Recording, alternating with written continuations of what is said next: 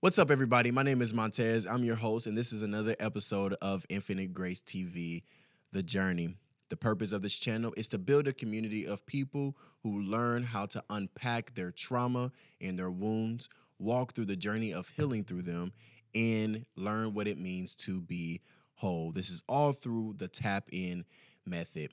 To tap in simply means to walk through every situation fully transparent, fully accountable, persistently pursuing healing. And this is all through the means of being integrated and near the cross. It's because only before the cross of Christ can one come fully broken, fully shattered, receive infinite grace, and stand fully pieced together. Yo, do me a favor. If you're new to this channel or you have not yet subscribed, please click the subscribe button below, tap in with me so you can learn and hear more content like this. And also like, share, comment below something that was helpful from this episode. Without further ado, we're going to go ahead and hop on into today's episode.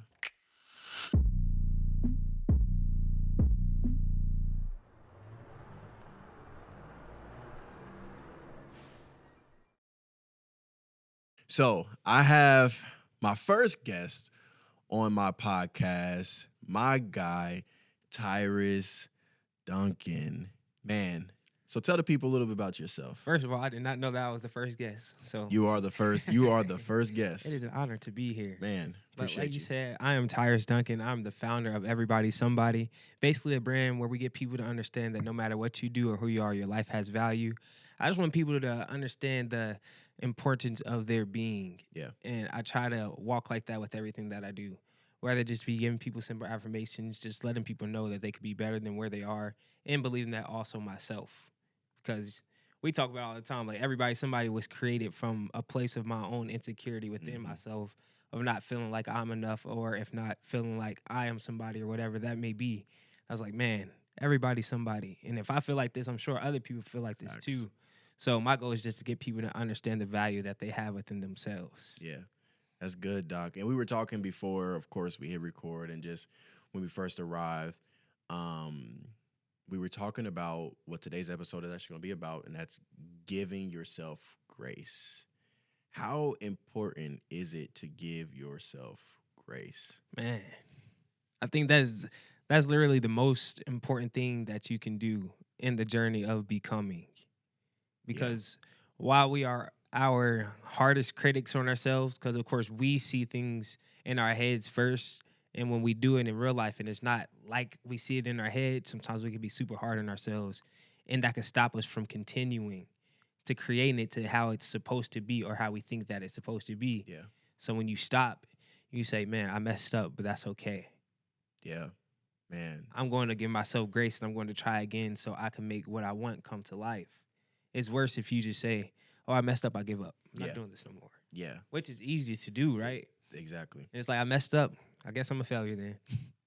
But that's not true. It's like, you messed up, get up, try again. Because we all mess up. Yeah, And I think ultimately, if I had to define grace, I think it's just being polite to yourself and understanding that though you mess up, you have the opportunity to try again. So yeah. and it's funny because while we were sitting there, I said it's pretty funny because I was literally talking about this in the car, and how in this season I'm learning to be kind to myself, because I used to get so wrapped up in doing all of these things, and like doing the Bible studies and reading my Bible all the time and praying, and these are good things, and they're, I believe, even very, very essential to what it means to pursue God and what it means to pursue really like anything, right? Is to be devoted and be committed and be consistent. But it turned into a form of like legalism where it was work based, and versus hey, I messed up, let me get back on the horse and continue. It was, I am the mess up. So I talked about in my last episode, like shame, like, hey, I am the mess up. So it was a completely different view of change. How important is it to understand like what grace is from an experiential level? Because infinite grace, I mean, it's in there, right? Right. It was built from me experiencing failure, having been in that deepest, darkest place, not giving myself grace, but then experiencing the grace of God. And in order for me to experience the grace of God, I had to learn what grace is in the first place. Right. So tell the people what is grace from your definition and what we searched on Google right before we hit record. No, literally, I think grace is everything Mm. because one thing's for certain is that failure is inevitable. And if you succumb to the failures that come, you're never going to go farther than where you're able to go because you have never stopped to say, oh man, I failed. Is this it for me? Is this the end? And like you said about being on a horse, I like to speak in parallels a lot of times, but sometimes it's like you're riding on a bike, right? You hit something that's in front of you that you didn't see or that you did see. You hit something, you fall off the bike. You could either lay there forever and say, oh, I fell off my bike. This is terrible. Or you can say, I fell off my bike. Let me get up and get on and try again to get to where I want to get to. Yeah. Because, again, without understanding the opportunity after failure, which I think that's a good way to define grace, if I had to, the opportunity after failure. And a lot of people will cut it off after failure and say there's no more opportunity. Man. So grace is the opportunity That's after good. failure, if I had to define it in simple terms. That's good. And I think when you understand that grace is the opportunity after failure and you live it for real, then you can go farther. Yeah. And then when you live it out of living what it means to receive grace, because we have it. It's just a matter of if we receive it and or accepting not. it. Exactly. And some of the barriers that would prevent us from even receiving the grace is like how we view ourselves, in our own shame, in our own self-contempt, our own doubt, right? Like, I think the beautiful thing about God is he invites us to come to him with our doubts, with our shame. Which, again, you spoke of like just the legalism earlier, or just religion in a whole. Yeah. A lot of people will put in the realm of, oh, you have your doubts, you can't do that. Bingo. When in reality, that's exactly what you can do. Yeah. And that's exactly what you will do. Because we're finite. Yeah. We don't know everything, but we do have a God who is infinite, and it's literally like he lives outside of time and space in this box that we have. So him knowing everything, and even foreknowing everything that we would deal with and go through, why would he not, in his generosity and his love, invite us to come to him and saying, God, I have doubts. That is a weak God if he can't handle our doubts. Yeah. Like, I don't want to serve a God who can't handle, but we have a God who can handle our doubts. Doubting Thomas, Peter rejected Jesus. I mean, you can go down the list. We can go down the list of people who doubted God and they came to him, or sometimes like God invited them to come. Even, we look at Jonah, right? Like Jonah, like doubted some things, which caused him to run away from God, right? And so in that sense, yeah, God had to redirect him, but he redirected him towards his call and his mission and himself ultimately. And so I think a lot of times when we look at grace, we live in a culture where we live in a cancel culture. Cancel culture is toxic. 100%. That's why I'm all for cancel culture. Facts. Facts. That's another T-shirt. Cancel culture. Cancel culture. It's a toxic way because we don't give people the grace we need, especially people who are on a platform. Yeah, and I think that there's a scripture. It's in Ephesians 6, and there's a part where he says, "As were some of you." And who was it? Paul's naming off the sinners and everything. There's some adulterers, fornicators, blah, blah, blah, blah. And then he ended that with, as were some of you. And if you have cancel culture, it's like, oh, I'm perfect. I never did none of that before. I never messed up before. When we know that that's not true. Yeah. Because we all have been in a predicament where we should have been canceled. You know what I mean? But in reality, it's like, thank God for grace that we are able to give ourselves and that we are able to give other people. Yeah. And I think we have to do a much better job at giving ourselves and other people grace. Yeah. It's like looking at somebody who messed up. It's like, oh, we were a failure, but you can be better. Yeah. Like I said, grace is the opportunity after failure. So you can be good. better than where you are or than where you came from. Just as you today are better than where you are, where you came from. But yeah, That's good. It's actually pretty simple once you think about it, which I think most things are, but we add the complexities, Yeah. which makes it harder. And I think, I mean, to what you said, we look at Paul's life, and Paul was, I mean, he literally He was a murdered murderer of the people that he literally. then were called to serve. And for me, like, I had to learn to give grace to myself when I lost my job due to sexual sin. And I found so interesting about people a lot of times that are like within this space of the church is that we're so quick to say, hey, God gives us grace, God gives us grace, then we take it away from those who need it the most. Mm-hmm. Like, we all need it the most, but those who are really down already, it's like, it's cool. We're still gonna call you out for that, not ask the question why, not go deeper, right? But because we don't struggle with that, like you just said, right?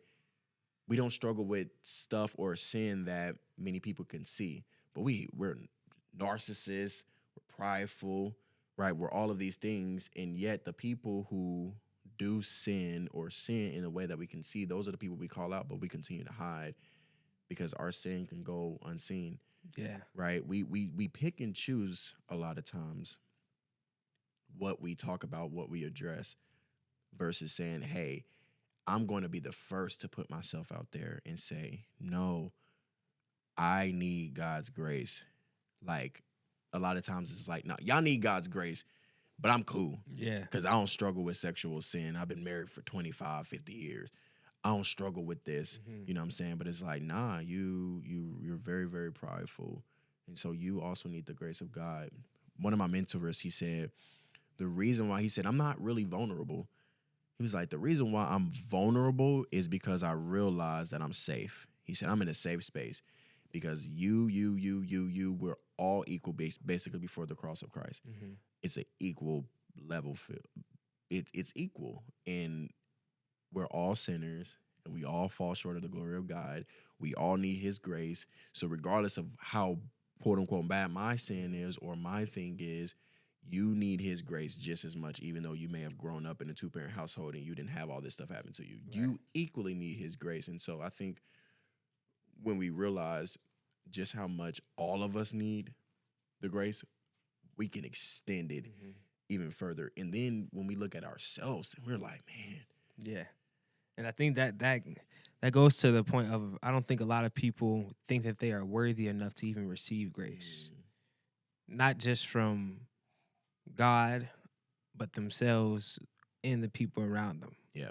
So that's why people continue to run and to just accept the failure that they think that they are, instead of seeing the opportunity after failure. It's like, well, I did this, I'm never going to be any good. And I think that even within the vulnerability, which is just so important, we talk about that all the time. It's like within conversations, because how can one know that you need help unless that you say that you need help, especially if it's something that's unseen. Mm-hmm. Sometimes we're in the positions to where it's a shown, hey, I need help. Other times it's an internal, hey, I need help. Yeah. And nobody's going to know unless you give yourself the grace enough to say, hey, I'm down right now. Yeah. I need to ask somebody to pick me up. Yeah. Because too often we try to pick ourselves up instead of saying, yo, Tej, I need a hand. Mm-hmm. And I think when you extend that grace to yourself, that helps you extend the grace to others. Because when you help yourself, that opens up the whole world. Mm-hmm. Say, man, I'm strong. Yeah. That means I have the strength to help him, her, him. But you have to accept it. Yeah. Why do you think people struggle with accepting the freeness or the openness of grace? Mm-hmm. It's free. like a lot of times we don't believe that we deserve something. Like, have you ever seen the social experiments when people go to somebody and they're like, hey, I'll give you $100. You lying. You ain't gonna give me $100. No, for real, I'll give you $100. And they really don't believe, because a lot of it, I mean, it's because, like, no, it's free. It's like, I'm giving this to you. And it's self-worth. Like, yeah, we know we don't deserve grace. That's what it's like, a gift not deserved. But it's like you look at yourself so much so and you say, woe is me. I am so terrible. I'm the worst of the worst. Like, I don't deserve this free thing that God has given me. I don't believe it's free. There's something tied to it. Like, what's the catch? Like, you don't believe it so much because you look at yourself. And that means, like, and then you run. Like, look at Adam in the garden, right? When they sin, like, and God was walking in the garden, he was like, hey, yo, Adam, where you at, homie? Like, you know what I'm saying? He ran. Yeah. He saw, he was like naked, he was exposed, he was vulnerable, like, and he ran out of shame. And so I think shame is a huge Yeah, I part see the connection. of that. And it's like, well, God, I don't believe because of my shame that you're giving me this free thing. What do you want from me? Because a lot of people who have gotten free things were abused. It was tied to something. And even then, when people do get things for free, now they think somebody else holds something over them. Yeah. But when you understand that that's not God, and that's not pure either. Yeah. Like when somebody purely helps, when somebody purely gives the hand of, hey, I got you, I got your back, is okay. Okay, what do you need from me? Nothing. Because Yeah. God has given me the strength to be able to help somebody else. So all I need is for you to accept it. Yeah. And I think the shame of even acknowledging, especially for men, we don't like to acknowledge that we're weak a lot of times without understanding that two is always stronger than one, period. Facts. So even if you are weak, I think you have to accept the weakness of so you can be stronger, so we can ultimately help as many people as we can. Yeah. Which is the goal, right? Yeah. That's why, again, back to the main point, that's why grace is so important. You're not your failures. Yeah. You're so much more than when you have failed, when you will fail again, because failure is inevitable. And I think once you also accept that, it's like, I'm going to mess up. And that goes to that. I always talk about faith and fear. It goes to that. The fear complex, I guess, also can get added into why people don't give themselves grace. Or is it the other way around? Like, fear is created because people don't give themselves grace. Yeah, wow. People will continue to, oh man, I messed up, I'm not doing that again. Yeah. Instead of giving the grace and saying, I messed up, I'm going to do that again. Come, man, we got to stay there. We got to stay there because, like, it doesn't matter, like, what it is. You learn at a very, very young age. I saw a video of a little girl going to go pick up a bug, and the mom freaked out, screamed, "No, don't pick that up," out of fear, and the baby started crying. Now, that daughter probably won't be as adventurous. I don't know, Lord forbid, but, like, that's a small sample of how fear, like, takes away from us freely experiencing grace. 100%. Like, freely experiencing the grace of God. Yeah. And even that, just how fear itself is transferable like that. Yeah. So now that child is never going to look at that nothing quick. the same. And I always talk about how a lot of our fears are not even our fears to have, but we have them because they were passed on. We got us. generational fears. Yeah. It's like, I'm scared of this. Why? Oh, because my mama was scared of it. Like, you ever heard somebody be like, I don't like cats? Why? Because my mama ain't like cats. And cats, no, I don't like. I don't like really them either. Cats. Yeah, they're all right. My mom ain't like cats. They're all right. but in reality, that's a small level of. But there are a lot of other things, like, for one, going out and chasing your dreams, or what people call chasing your dreams. I call just going to get what you want. Yeah. But just going to go get what you want. A lot of us won't do that because the people in front of us didn't do that. So now we have that fear of, or the comfort of, just being where we are. Yeah. And of course, that's a whole other conversation. The difference between contentment and being where you are, and the discontentment or the discomfort of being where you are so you could get better. But yeah, that's a whole different conversation. Yeah, we're gonna have to definitely come back to that one, because that, yeah. I want to talk a little bit about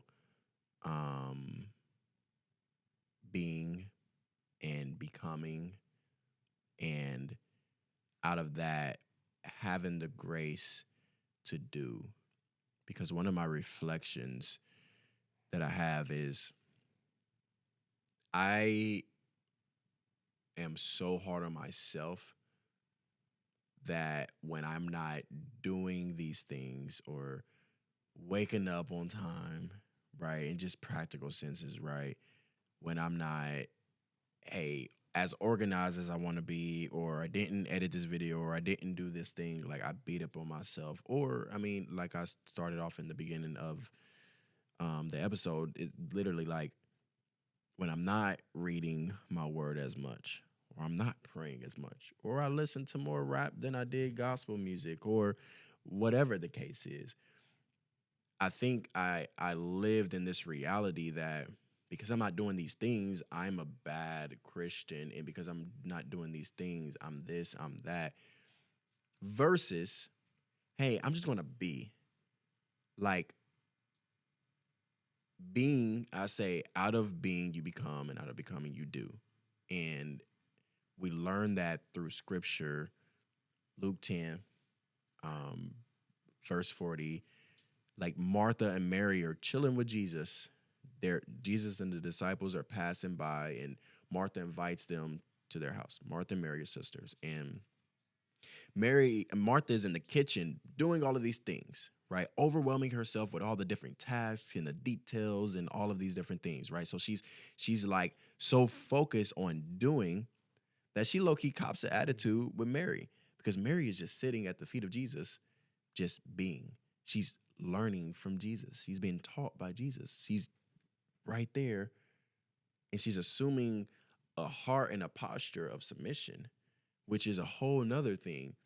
How like submission is really like a place we all should be. And so Martha comes out. I just picture her just like, like, what I'm saying? But wait, what? Mary, you just gonna be sitting out there? Jesus, you better get her. Like, that's unfair that she's sitting down there and I'm out here doing all this stuff. Mm-hmm. I'm out here doing all this work and she's sitting there not doing nothing. And Jesus, instead of saying, yeah, Mary, go help your sister, he says, yo, you don't get it, but she does. You're so distracted by doing all of these things that the person who's just being is like, it's frustrating. Like, how can you be resting when there's so much stuff to do? Right. How Right. can you be just chilling when there's so much stuff to do?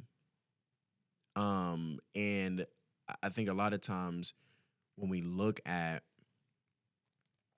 this kind of situation, we we we look at ourselves because we're literally in that boat. Because Jesus is like, yo, this won't be taken away from Mary. Like just being poured into. And so for me, that has been the biggest thing that I've had to overcome is not just doing all the time, but learning how to just be sometimes. No, 100%. I get that. Because I think sometimes, not I think, but I know, when you do more than you can, that's when the anxieties come. And that's when you become paralyzed. Because your character is not always there. Your work ethic is not always there. Your discipline. And eventually that hype is going to run out. Yeah. What you going to do when that hype run out? Yeah. And I think we need to take, and those go hand in hand, grace and just being. We need to take more time to just be. Yeah. Sitting at the feet of Jesus. Yeah. It's like, man, okay. I know it's all this stuff that I got to do, all this stuff got to get done. But right now I just need to be. Yeah. Because when you just be, like you said, when you be, you become. Mm-hmm. But sometimes we let the thought of everything that we need to do, and instead of sitting down and separating and prioritizing what's most important, we try to do everything all together at once and end up doing nothing at all. Yeah. It's like, that's not showing grace to yourself. No. Yo, what's up, everybody? This is Montez, founder of Infinite Grace TV. Real quick, got a special announcement. Infinite Grace will be launching its clothing brand. You see this shirt right here? If you want to purchase that, be on the lookout. You can follow me on Instagram at infinite_grace TAP. Again, that's infinite_grace TAP. Or you can follow me on Facebook at Infinite Grace TV. So real quick, let's talk about finding grace through rejection. Yeah, that's a big one because the spirit of rejection is so high. Um, and honestly, like we either don't give grace when we feel rejected by people, and or we don't like accept the grace when we like reject ourselves. Because I mean, it goes back to giving grace to ourselves. Ultimately, like we're not giving grace to ourselves because we reject ourselves so much. We reject ourselves when we don't take care of our bodies. We reject ourselves. I mean, there's so many different ways that we reject ourselves. So let's talk about that for a second. Finding grace. I think if you look at rejection, it's really another form of, I guess you can look at it as another form of failure, right? Because I was rejected, I failed, or you just rejected. Yeah. And I think just accepting that the point of I was rejected, it may be for the betterment of myself. And I think it really hurts when we get rejected by something that we feel like we need. Yeah. Or we deserve. Or we deserve. And who's to say that you need or deserve Facts. any of that? Yeah. Especially if you don't have it now. Mm-hmm. Who's to say, oh, you need this or you deserve this? And I think that self-entitlement of saying what we think we deserve, period, can create a whole world of hurt, a whole potential of, man, I deserve this though. Yeah. Like you owe this to me. Yeah. First of all, nobody owes you anything.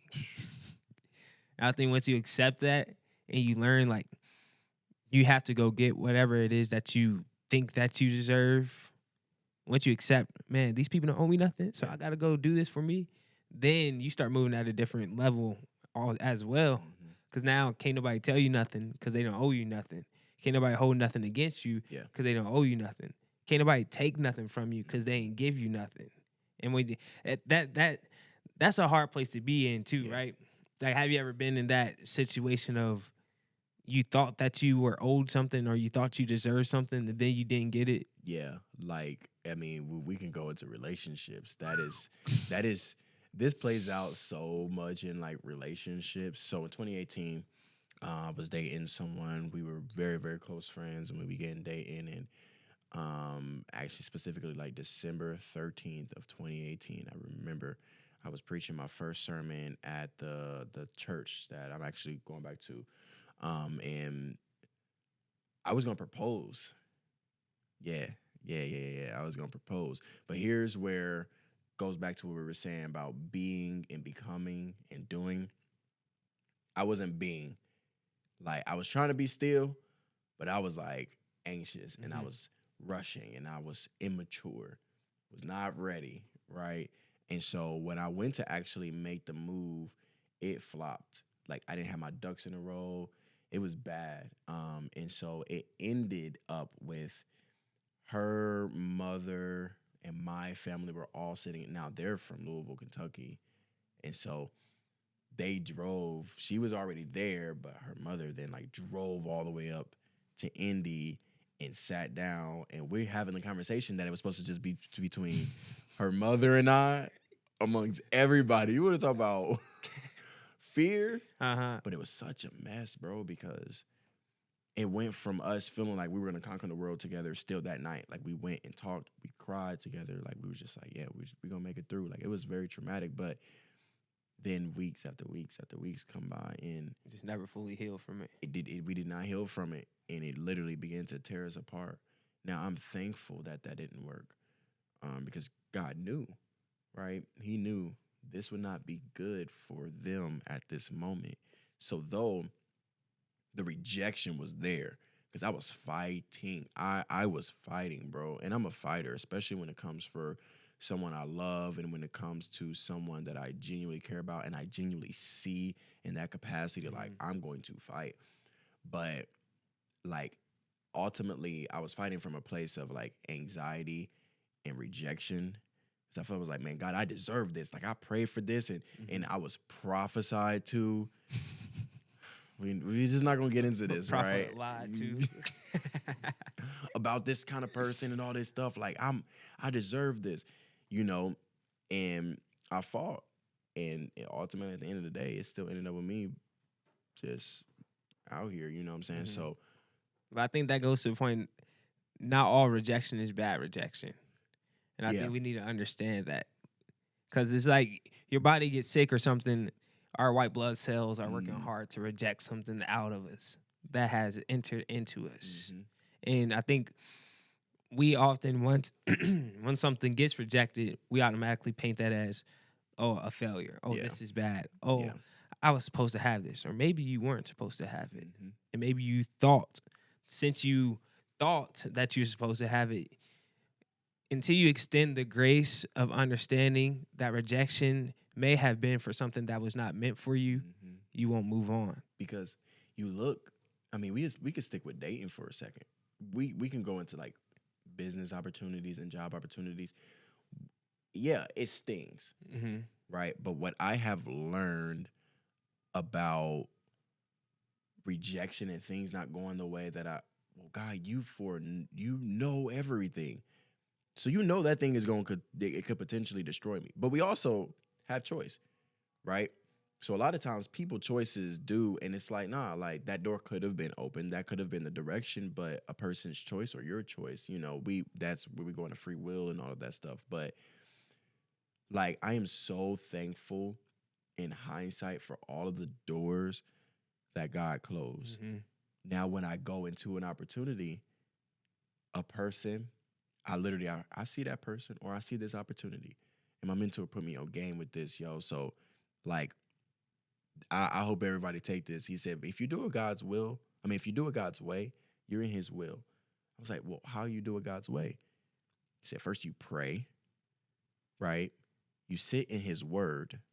So when I'm praying and I'm sitting in His Word, I'm like, God, show me if there's anything about this that is against your word. And God, I want to do this. Like, He knows, we know what we want to do. Mm-hmm. A lot of times we look for God to approve it. Yeah. So it's like, God, I want to do this. If this is not your will, I submit. I say yes to your will. And if it's not your will, shut the door. Shut the door. So you pray, you sit in God's word, you seek counsel. A lot of times we don't go to counsel. I have an abundance of counsel that I go to before I make any decision now. Like, I go to these people and I say, yo, this is kind of what I'm thinking through. This is kind of like, when it comes to my job, for example, I've been thinking about leaving my job for a while. And I'm like, man, I'm going to pray. I'm going to be in God's word. I'm going to seek a lot of counsel. I'm going to count the cost. And then last one, you just step out on faith. Yeah. Hey, if these things are green, sometimes God is like, dude, like, it's in my word, especially for people when it comes to dating, right? Hey, I'm looking at this woman or at this man and I want to date them. Well, first, do they even submit to me? Mm-hmm. Right? Secondly, like, the principles is in my word. The type of person that you should seek to pursue in marriage or whatever, it's in my word. The principle is there. Now, just go. Seek me, yes, because it may not be time, but just go. And so That's all faith. you step out on faith. Yeah. He's like, God, I don't know. Yeah. But then whether or not it happens or it doesn't, you have peace. Mm-hmm. Because I can tell you so many times where I followed that method and I was like, and it didn't happen the way I wanted it to. And eventually I just had so much peace. Yeah.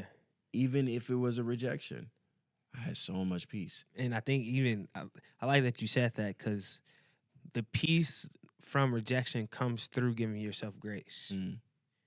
And remember, we talked about grace being the opportunity after failure. Yeah. And if we look at rejection as a form of failure, if we just want to put it that way, Yeah. because I also don't look at all failure as if it's bad, Mm-hmm. because there's also learning experiences in absolutely. all of it. But if you look at it like that, it's like, okay, man, I have peace because I'm giving myself an opportunity after I have failed. Yeah. And when you accept that, that's when you could keep going. And like you're talking about being in God's will, I think a lot of people love to pray the prayer, Lord, direct my steps. Mm. Those same people don't walk. Mm-hmm. You can't ask God to direct your steps if you're not going to walk. Yeah. And I think a lot of people don't walk because they haven't even given themselves grace to heal from the things that they have been through before they got to where they are now, which is why it's important to give yourself that grace and say, man, I failed before. I have grace from God. I'm going to give grace to myself, and I'm going to have faith that when I walk now, I'm gonna get to wherever it is that I want to go. Yeah. And I always think about how the richest place is the graveyard, because literally a lot of people get fearful when they mess up, or Mhm. when things don't go as I've tried so many different things that I've completely flopped at. I've tried like relationships sometimes, and I've tried ideas sometimes, and I've completely flopped. Well, And let me ask you this: yeah, since you have tried, but you've continued, where did you find that grace within to continue? I think it came from a sureness of God's goodness. Like you read Psalms 25, like, and he says, like, God, direct my path. This person has a full trust that God is going to direct my path. Romans 8:28, all things work together for the good of those who love God and are called according to his purpose. So it's like I've grown such a faith in such a understanding of like God's word that, man, this didn't happen the way, and it doesn't take away from the grief and the pain and the Oh, you sting. gonna feel that You're gonna feel it. regardless. But me saying, dang, I'm pissed off because this didn't go the way that I wanted it to go, but I'm gonna still move. It's like because I have a full understanding, not full understanding, but I have an understanding that God will never leave me nor forsake me. And I have a God who cares so much about me that even though this thing hurts and it's painful, he knew. He knew. And yet, according to his word in First Peter 5:7, he invites us to cast our cares on him, for he cares for us. Right? He invites us to walk. And even though we may go through suffering, even though we may go through these things, he invites us into this space where we can fully share all of our anger, all of our fear, all of these things to him. And I've been through suffering where I've lost it all. And he promises me in his word, hey, it may not be now, but you're going to be built up. And it may not even be the things that you think you're going to be built up.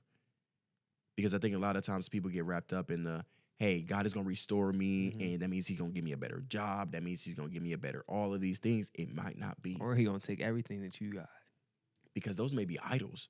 Those may be preventing you from fully experiencing God in this degree. So it may just be, hey, even though I didn't get a one up, I didn't have this, like, my faith deepen. Because also in First Peter, he literally talks about we go through suffering to grow our faith, that our faith may mature, that our faith may be strengthened. And so with all that in mind, dang, I failed. I messed up. I fell to rock bottom. I know I fell to the crawl space. Nope, I was at the core of the earth, my guy. My God. I was down there. And I get back up because it's like, nah, I have a God who cares for me. Yeah. God don't look at me and say, oh, away from you, you didn't. If he did that, I hope he would have done it to David. Yeah. Hope he would have done it to Abraham. Hope he would have done it to Peter. But like the scripture says, his grace is sufficient. Sufficient, bro. Literally. That is the key. When you believe that his grace is sufficient, oh, I fell. Yeah, it hurt. Yeah, I bruised my knee. Yeah. I may be limping. Yeah. Yeah, that was embarrassing, but all right, God. And you even got then, me. I don't. Once we understand his grace is sufficient, but that doesn't mean that we abuse that grace. Because if you need grace, 9 times out of 10, the situation that you need grace from hurt. Yeah.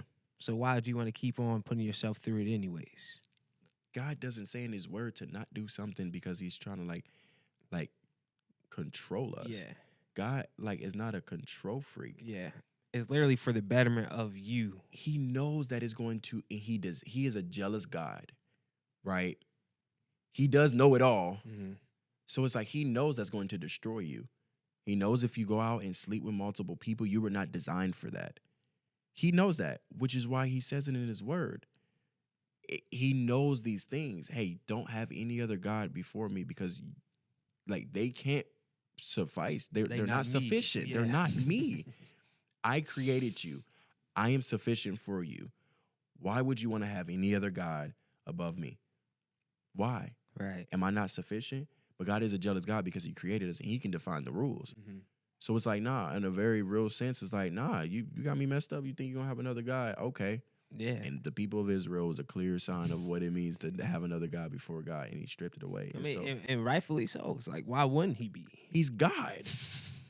Everything seen, unseen was created through him and for him. We were created through Jesus and for Jesus. That's First John. I mean, that's John. John 1, yeah. And for us to say, oh, okay, yeah, huh. All right, I'm going to go over here and do all this stuff and have these other gods. It's like, you got me messed up. Mm-hmm. You know what I'm saying? So rightfully so, if I create a video game, I can define the rules. And if somebody hacks the game and they don't go and they go against the rules, I can boot them. And then even then, with his grace being sufficient, although he's the almighty, jealous, loving, caring, all of that wrapped into one. With his grace being sufficient, he knew that we will not totally walk in the purpose that we were supposed to walk in, which is why we need grace, period. And that's why we need the grace to be deeper than anything we can get our knees in, our feet in, wider than anything that we can ever run from, higher than anything we can, than our status, than our fame, than our attention can. That's why the grace has to be able to cover so much. The people in the Old Testament, though they had prophecies about the coming of Jesus, we know that Jesus is the reason we can experience the grace of God and we've been reconciled back to God, the Father. But they didn't have Jesus. That's why those who believed, sins were also covered. Mm-hmm. So the faith of Abraham we see in multiple different scriptures, in Romans and all of these different things, because of his faith, he will be in the kingdom of God. He will be in heaven. But wait a minute. He didn't say the prayer, the sinner's prayer. Mm-hmm. You know, we not going to get into denominations. We're not going to go there. But man. we experienced something. We not going to go there. We know what we went through. No comment. Good choice. But it's like, that's why when you look at the thief on the cross, right? He didn't go through all of these different steps. He was like, man, he just believed on Jesus. Mm-hmm. And so for me, that is why I know I am not too far from God. I am far from God. That's why this channel exists, because there are so many people who believe they're so far from God, so rejected, because they were rejected by people. They were rejected by a church. They were church hurt. They were shamed. They did some stuff, and now they're outcasts. And they believe God can't use me. God can't do none of that stuff. And that's where the grace comes in. And that's where the grace comes in. God, if you look at it, like God's grace is like a free buffet. Oh, I love food. So I can, man. Me too. No, that's another message. But God's grace is literally like a free buffet. And, you know, sometimes people will rather spend, like you were saying earlier, people don't set grace because it's free.